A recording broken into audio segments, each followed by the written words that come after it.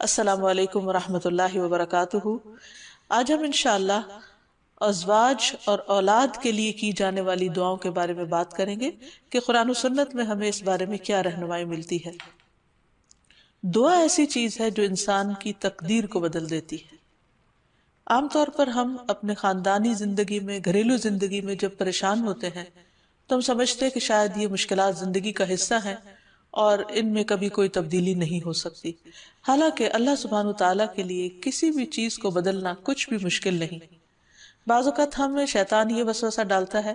کہ یہ چیز تمہاری تقدیر میں لکھ دی گئی تھی، اس لیے اب اس سے کوئی نجات کا راستہ نہیں۔ حالانکہ حدیث میں واضح طور پر آتا ہے، رسول اللہ صلی اللہ علیہ وسلم نے فرمایا، کوئی چیز تقدیر کو بدل نہیں سکتی سوائے دعا کے، اور کوئی چیز عمر میں اضافہ نہیں کرتی سوائے نیکی کے۔ یعنی اگر انسان دوسروں کے ساتھ خیر و بھلائی کرتا رہتا ہے تو یہ چیز اس کے عمر میں اضافے کا ذریعہ بنتی ہے۔ جیسا کہ ہم نے پہلے بھی ذکر کیا تھا کہ دعا کی قبولیت کے لیے ضروری ہے کہ پہلے ہم اللہ سبحانہ تعالیٰ کی تعریف بیان کریں۔ اللہ سبحانہ تعالیٰ کی تعریف کے بے شمار کلمات ہیں جو نبی صلی اللہ علیہ وسلم نے ہمیں سکھائے ہیں۔ ان میں سے ایک یہ بھی ہیں، مصعب بن سعد اپنے والد سے روایت کرتے ہیں کہ ایک اعرابی رسول اللہ صلی اللہ علیہ وسلم کی خدمت میں حاضر ہوا اور عرض کیا کہ یا رسول اللہ، مجھے ایسا کلام سکھائیں جسے میں پڑھتا رہوں۔ آپ نے فرمایا، کہو لا الہ الا اللہ وحدہ لا شریک لہ، اللہ اکبر کبیرا والحمد للہ کثیرا، سبحان اللہ رب العالمین، لا حول ولا قوة الا باللہ العزیز الحکیم۔ اللہ کے سوا کوئی الہ نہیں، وہ اکیلا ہے، اس کا کوئی شریک نہیں، اللہ سب سے بڑا ہے، بہت بڑا، اور تمام تعریفیں اللہ کے لیے ہیں، بہت زیادہ پاک ہے اللہ جو تمام جہانوں کا رب ہے۔ نہیں کوئی برائی سے بچنے کی ہمت اور نیکی کرنے کی قوت سوائے اللہ کے جو بہت زبردست حکمت والا ہے۔ تو بات یہ ہے کہ جب بھی ہم اپنے خاندانی حالات، گھریلو زندگی، اپنے ازواج یا اولاد کے سلسلے میں کچھ بھی پریشان ہو تو اللہ سبحانہ تعالیٰ سے خوب خوب دعا کریں، اور دعا سے پہلے اللہ تعالیٰ کی حمد و ثنا بیان کریں۔ جہاں تک ازدواجی زندگی کا تعلق ہے تو اللہ سبحانہ تعالیٰ نے شوہر اور بیوی کا رشتہ باہم ایک دوسرے سے سکون حاصل کرنے کے لیے بنایا ہے، اور اگر گھریلو زندگی میں دونوں کے درمیان سکون ہی نہ ہو، کوئی خوشی ہی نہ ہو، باہم محبت اور رحمت ہی نہ ہو تو زندگی ویران ہو کر رہ جاتی ہے۔ اللہ سبحانہ وتعالیٰ قرآن مجید میں شادی کی حکمت کو بیان کرتے ہوئے فرماتے ہیں، وَمِنْ آيَاتِهِ أَنْ خَلَقَ لَكُم مِّنْ أَنفُسِكُمْ أَزْوَاجًا لِتَسْكُنُوا إِلَيْهَا وَجَعَلَ بَيْنَكُم مَّوَدَّةً وَرَحْمَةً إِنَّ فِي ذَلِكَ لَآيَاتٍ لِقَوْمٍ يَتَفَكَّرُونَ۔ اور اس کی نشانیوں میں سے ایک یہ ہے کہ اس نے تمہاری ہی جنس سے تمہارے لیے بیویاں پیدا کی تاکہ تم ان کے پاس سکون حاصل کرو، اور تمہارے درمیان محبت اور رحمت پیدا کر دی۔ غور و فکر کرنے والوں کے لیے اس میں کئی ایک نشانیاں ہیں۔ یعنی اللہ سبحانہ وتعالیٰ نے تو فطری طور پر انسان کے اندر ایک دوسرے کے لیے کشش رکھی ہے، محبت رکھی ہے، لیکن اگر وہ کسی وجہ سے ختم ہو گئی ہے یا موجود نہیں ہے تو یہ بھی انسان کی زندگی میں ایک بہت بڑا دکھ اور آزمائش ہوتی ہے۔ تو اس سے نکلنے کے لیے اللہ تعالیٰ کی مدد اور اس کا سہارا لینا چاہیے، اور کسی بھی غلط قسم کے کام سے بچتے ہوئے اللہ تعالیٰ سے عاجزی کے ساتھ گڑ گڑا کر اس رشتے کی محبت اور خوشی کے لیے دعائیں کرنی چاہیے۔ پہلی بات تو یہ ہے کہ شادی سے پہلے ہمیں اسلام نے اچھے رشتوں کے انتخاب کا ایک معیار دیا ہے۔ مثلا شوہر کے انتخاب کے لیے جو ہمیں حدیث ملتی ہے اور نبی صلی اللہ علیہ وسلم نے جو کرائیٹیریا دیا ہے، اس میں آتا ہے کہ اگر تمہارے پاس کوئی ایسا شخص نکاح کا پیغام بھیجے جس کے دین اور اخلاق سے تم مطمئن ہو تو اس سے اپنی بیٹی کا نکاح کر دو، اگر ایسا نہیں کرو گے تو زمین میں فتنہ اور زبردست فساد برپا ہوگا۔ تو اس حدیث سے یہ پتہ چلتا ہے کہ شادی سے پہلے انسان کو ضرور یہ دیکھنا چاہیے کہ جہاں وہ اپنی بیٹی کو بیاہ رہا ہے اس شخص کا اخلاق، کردار، مزاج کس قسم کا ہے۔ یعنی محض کسی دنیاوی فائدے یا کسی کے مال یا بظاہر زینت اور رونق کو دیکھ کر شادی نہیں کرنی چاہیے، بلکہ دین کو معیار بنانا چاہیے۔ پھر اسی طرح لڑکی کے انتخاب میں بھی جو بات ہمیں بتائی گئی وہ یہی کہ لڑکی سے 4 چیزوں کی بنیاد پر شادی کی جاتی ہے، لیکن نبی صلی اللہ علیہ وسلم نے جو خاص طور پر تلقین کی وہ یہ ہے فَاظْفِرْ بِذَاتِ الدِّینِ تَرِبَتْ یَدَاکَ، کہ تم دین والی کا انتخاب کرو، تمہارا بھلا ہو، یعنی لڑکی بھی نیک ہو، اللہ تعالیٰ سے ڈرنے والی ہو۔ اسی لیے ہم دیکھتے ہیں کہ خطبہ نکاح کے اندر اللہ سبحانہ وتعالیٰ 3 آیات میں 4 دفعہ اللہ کے تقوی کا حکم دیتے ہیں، کیونکہ جب تک انسان اللہ تعالیٰ سے نہیں ڈرتا اس وقت تک انسان انسانوں کے حقوق صحیح طور پر ادا نہیں کر سکتا۔ ایک اور حدیث میں بھی نبی صلی اللہ علیہ وسلم نے نیک عورت کو دنیا کی بہترین متاع قرار دیا، فرمایا دنیا فائدہ اٹھانے کی چیز ہے اور دنیا کی بہترین متاع نیک عورت ہے، یعنی کسی بھی مرد کی سب سے بڑی خوش قسمتی یہ ہو سکتی ہے کہ اسے جو شریک حیات ملے وہ نیک ہو، با اخلاق ہو اور خاندان کو بنانے والی ہو، رشتہ داریوں کو جوڑ کر رکھنے والی ہو۔ لہٰذا اس سلسلے میں اگر ہم نکاح سے پہلے ہی اللہ سبحانہ وتعالیٰ کے احکامات کو مد نظر رکھیں تو بہت سے مسائل سے بچ سکتے ہیں۔ رشتے کے انتخاب کے بعد نکاح کرنے سے پہلے استخارہ کرنے کا بھی حکم دیا گیا۔ استخارہ دراصل کیا ہے کہ انسان اللہ تعالیٰ سے خیر مانگتا ہے کہ یا رب اگر اس جوڑ میں بھلائی ہے، خیر و برکت ہے تو اس کام کو ہمارے لیے آسان کر دے، اور اگر خیر و بھلائی کہیں اور ہے تو ہماری رہنمائی اس طرف کر دے۔ استخارے کی باقاعدہ دعا نبی صلی اللہ علیہ وسلم نے سکھائی ہے، اور صحابہ کہتے ہیں کہ آپ ہمیں قرآن کی سورت کی طرح یہ دعا سکھایا کرتے تھے۔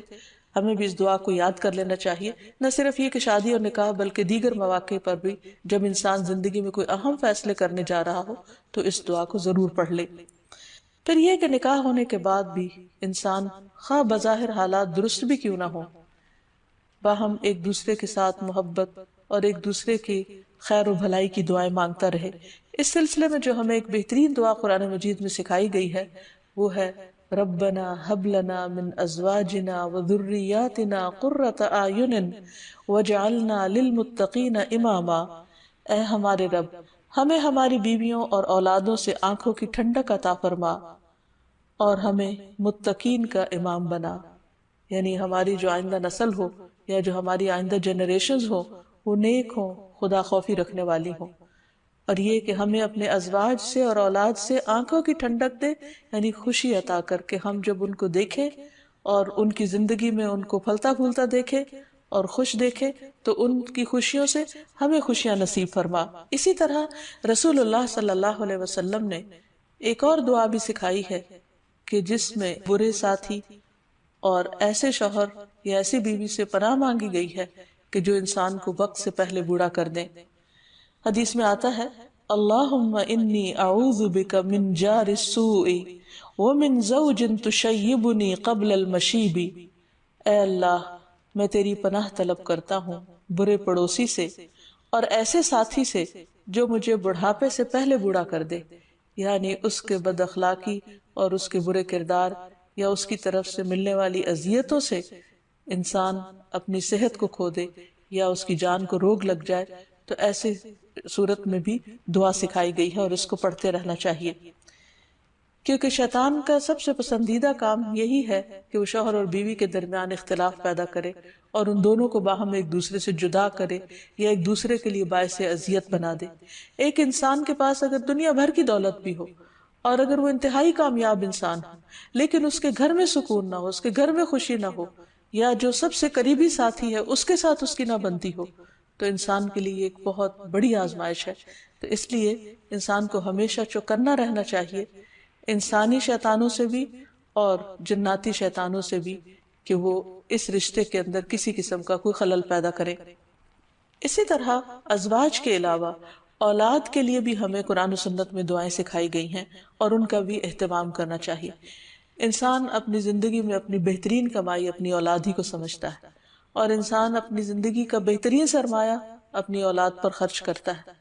اور اپنے بعد بھی ان کے لیے ہر طرح کی راحتیں اور نعمتیں چھوڑ کر جانا چاہتا ہے۔ لیکن اگر اولاد نیک ہو تو وہ والدین کے لیے صدقہ جاریہ بھی بنتی ہے، اور والدین کے خون پسینے کی کمائی کو ان کی زندگی میں اور ان کی زندگی کے بعد بہترین جگہوں پر استعمال کرتی. لیکن اگر اولاد بگڑی ہوئی ہو تو زندگی میں بھی انسان کے لیے اذیت اور عذاب ہے، اور بعد میں بھی اس کے مال کو ضائع کرنے والی ہوتی ہے اور اس کے لیے بدنامی کا سبب بنتی ہے. اس لیے خصوصی طور پر اولاد کے لیے دعائیں کرتے رہنا چاہیے. نبی صلی اللہ علیہ وسلم نے فرمایا 3 قسم کے لوگوں کی دعائیں قبول ہوتی ہیں اور ان کی قبولیت میں کوئی شک و شبہ نہیں: مظلوم کی دعا، مسافر کی دعا، اور والد کی دعا اپنی اولاد کے لیے. یعنی جب باپ اپنے بچوں کے لیے دعا کرتا ہے تو وہ دعا بھی قبول ہوتی ہے. اسی طرح نبی صلی اللہ علیہ وسلم نے اس بات سے بھی منع کیا کہ کوئی اپنی اولاد کے خلاف دعا کرے یا اس کو بد دعا دے، کیونکہ وہ بھی قبول ہو جاتی ہے اور پھر انسان کے لیے پریشانی کا باعث بنتی ہے. اس سلسلے میں نبی صلی اللہ علیہ وسلم نے فرمایا اپنی اولاد کو بد دعا نہ دو، ایسا نہ ہو کہ وہ اللہ کی طرف سے قبولیت کی گھڑی ہو اور وہ تمہارے لیے قبول کر لے. اور اگر انسان کی ایسی دعا قبول ہو جائے تو پھر انسان کے لیے سخت پریشانی کا باعث ہو سکتی ہے یہ بات. پھر اسی طرح یہ ہے کہ اگر کسی کی اولاد نہ ہو تو اس کے لیے بھی دعا سکھائی گئی ہے، اور وہ دعا ابراہیم علیہ السلام کی دعا ہے جس میں وہ کہتے ہیں رب ہب لی من الصالحین، اے میرے رب مجھے نیک اولاد عطا فرما، صالح لوگوں میں سے عطا فرما. فبشرناہ بغلام حلیم، تو ہم نے اسے ایک بردبار بیٹے کی بشارت دی. یعنی اللہ سبحانہ وتعالیٰ نے ان کی دعا سن لی، اور یہ دعا بہت عرصے کے بعد سنی گئی تھی لیکن بہرحال سن لی گئی. ابراہیم علیہ السلام اللہ کے دوست تھے اور مستجاب الدعوات تھے، ان کی دعائیں قبول ہوتی تھی. لیکن یہاں یہ بات بھی پتہ چلتی ہے کہ دعا کی قبولیت کا مطلب یہ نہیں کہ جس وقت انسان منہ سے کوئی بات نکالے اسی وقت پوری ہو جائے. اس کی پورے ہونے میں بعض اوقات کئی سال گزر سکتے ہیں، جیسے ہم دیکھتے ہیں یوسف علیہ السلام کے واقعے میں، ابراہیم علیہ السلام اور دیگر پیغمبروں کے سلسلے میں. اور پھر ہم اس بارے میں یہ بھی دیکھتے ہیں کہ جس طرح ابراہیم علیہ السلام کی دعائیں قبول ہوئی تو انہوں نے اپنے رب کا اس پر شکر بھی ادا کیا اور فرمایا الحمد للہ الذی وہب لی علی الکبر اسماعیل و اسحاق ان ربی لسمیع الدعاء، کہ اللہ کا شکر ہے جس نے مجھے بڑھاپے میں اسماعیل اور اسحاق جیسی اولاد دی، بلا شبہ میرا پروردگار دعائیں سننے والا ہے. اور حقیقت یہ ہے کہ اللہ تعالیٰ پیغمبروں کی بھی سنتا ہے اور پیغمبروں کے علاوہ باقی لوگوں کی بھی دعائیں سنتا ہے. اس لیے اولاد کی طرف سے کبھی بھی مایوس نہیں ہونا چاہیے، نہ ہونے کی شکل میں بھی اور ہونے کے بعد ان کی نیکی اور خیر اور بھلائی کے سلسلے میں بھی. اور اس میں ہم دیکھتے ہیں کہ زکریا علیہ السلام کی بھی اولاد نہیں تھی تو وہ بھی بڑھاپے تک مایوس نہیں ہوئے اور دعا مانگتے رہے. اور اس سلسلے میں آتا ہے کہ وہ جب دعا مانگتے تو کہتے رب ہب لی من لدنک ذریۃ طیبہ انک سمیع الدعاء، کہ اے میرے پروردگار مجھے اپنے پاس سے نیک اور پاکیزہ سیرت اولاد عطا فرما، تو ہی دعا کا سننے والا ہے. یعنی پیغمبر ہمیشہ صرف اولاد کی دعا نہیں کرتے بلکہ نیک اولاد کی دعا کرتے ہیں. اولاد کا ہونا اللہ سبحانہ تعالیٰ کا ایک بہت بڑا انعام اور بندے پر بہت بڑا احسان ہے. اسی لیے ہم دیکھتے ہیں کہ اولاد انسان کے لیے اگر نیک ہو تو راحت، رحمت، آرام اور چین اور آنکھوں کی ٹھنڈک کا ذریعہ ہوتی ہے. نبی صلی اللہ علیہ وسلم حضرت حسن اور حسین کو اپنے پھول کہا کرتے تھے کہ یہ دونوں میری دنیا کے پھول ہیں. ایک اور حدیث سے ہمیں پتہ چلتا ہے کہ اولاد انسان کی بہترین کمائی ہے. فرمایا ان اولادکم من اطیب کسبکم، تمہاری اولاد تمہاری سب سے بہترین کمائی ہے، بس اپنی اولاد کی کمائی میں سے کھاؤ، یعنی وہ انسان کے لیے حلال ہے، جائز ہے. پھر اسی طرح بیٹیاں جو ہیں ان کی تعلیم و تربیت اور ان کی پرورش بھی ایک بہت خیر و بھلائی اور جنت کمانے کا ذریعہ ہے. لیکن اس کے ساتھ ساتھ یہ بھی یاد رکھنا چاہیے کہ اولاد ایک رسپانسبلٹی بھی ہے، ان کے بارے میں سوال بھی کیا جائے گا کہ ان کی تربیت کس طرح کی.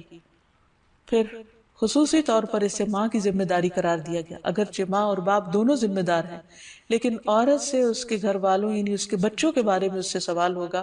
کہ اس نے ان کی تربیت کیسے کی. تو اس لیے ہم سب پر لازم ہے کہ ہم اپنے بچوں کی دینی اور دنیاوی دونوں طرح سے بہترین تربیت کرنے کی کوشش کریں.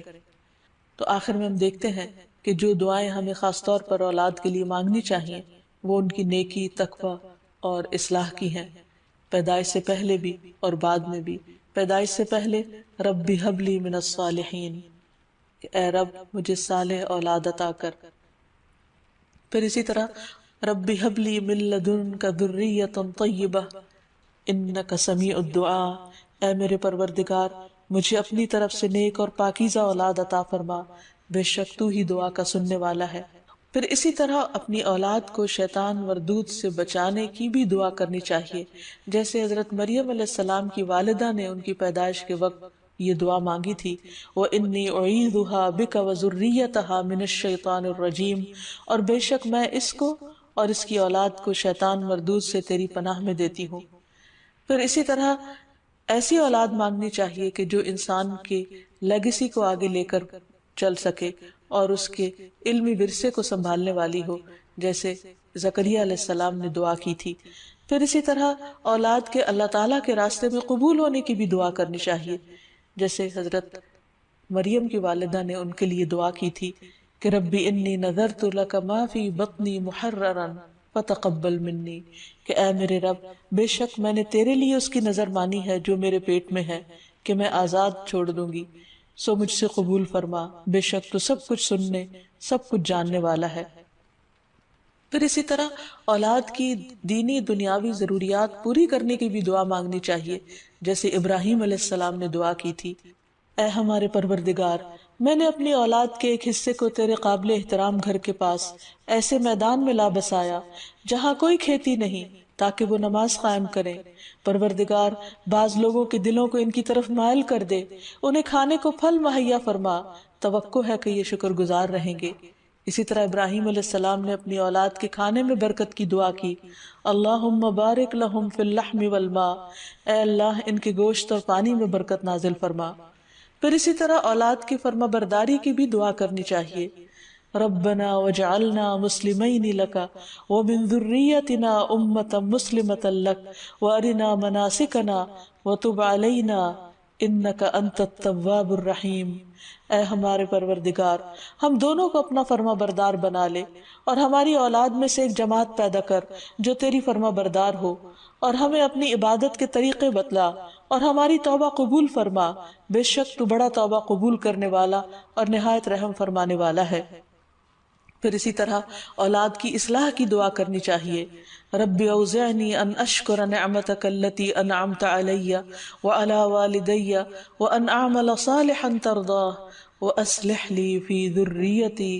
انی تبت الیک وانی من المسلمین، اے میرے پروردگار مجھے توفیق دے کہ میں تیرے اس احسان کا شکر ادا کروں جو تو نے مجھ پر اور میرے والدین پر کیا، اور یہ بھی کہ میں ایسے اچھے عمل کروں جو تجھے پسند ہو، اور میری خاطر میری اولاد کی اصلاح کر، میں تیرے حضور توبہ کرتا ہوں اور بلا شبہ میں فرما بردار ہوں۔ اسی طرح اولاد کی نماز قائم کرنے کی دعا کرنی چاہیے، رب اجعلنی مقیم الصلاۃ ومن ذریتی ربنا وتقبل دعا، اے میرے رب مجھے بھی اور میری اولاد کو بھی نماز قائم رکھنے والا بنا، پروردگار میری یہ دعا قبول فرما۔ اسی طرح اولاد کے شرک سے بچنے کی دعا کرنی چاہیے، وَجْنُبْنِي وَبَنِيَّ أَن نَعْبُدَ الْأَصْنَامَ، اور مجھے بھی اور میری اولاد کو بھی اس بات سے بچائے رکھنا کہ ہم بتوں کی عبادت کریں۔ پھر اسی طرح اولاد کی خرابیوں سے پریشانی سے بچنے کی دعا بھی کرنی چاہیے، جیسے نبی صلی اللہ علیہ وسلم نے دعا سکھائی کہ وَمِن وَلَدٍ يَكُونُ عَلَيَّ رَبًّا، کہ ایسی اولاد سے مجھے بچائے یا رب جو میری آقا بن بیٹھے۔ پھر اسی طرح دوسروں کی اولاد اور دوسروں کے بچوں کے لیے بھی دعا کرنی چاہیے، کیونکہ انسان جب اپنے لیے خیر چاہتا ہے تو وہ خیر دوسرے کے لیے بھی پسند کرنی چاہیے، اور جب دوسرے کے لیے دعا کرے گا تو وہ خیر اس کی طرف لوٹے گی جو کسی کے لیے بھلا چاہے گا۔ اور اس کے لیے ہم دیکھتے ہیں کہ نبی صلی اللہ علیہ وسلم نے حضرت انس کے لیے خصوصی طور پر دعا کی تھی ان کی والدہ کی فرمائش پر، اللہم اکثر مالہ وولدہ، اے اللہ اس کے مال اور اولاد میں کثرت کر۔ اور ہم دیکھتے ہیں کہ حضرت انس رضی اللہ تعالیٰ عنہ کے حق میں نبی صلی اللہ علیہ وسلم کی یہ دعا قبول ہو گئی۔ تو اللہ تعالیٰ سے دعا ہے کہ وہ ہمیں اپنے ازواج اور اولاد میں آنکھوں کی ٹھنڈک نصیب کرے، اور یہ دعائیں ہمیں سکھا دے تاکہ ہم اپنی اولاد کی دنیا اور آخرت کی بھلائیاں مانگتے رہیں اور اللہ کی رحمت سے کبھی بھی مایوس نہ ہوں۔ وآخر دعوانا ان الحمد للہ رب العالمین۔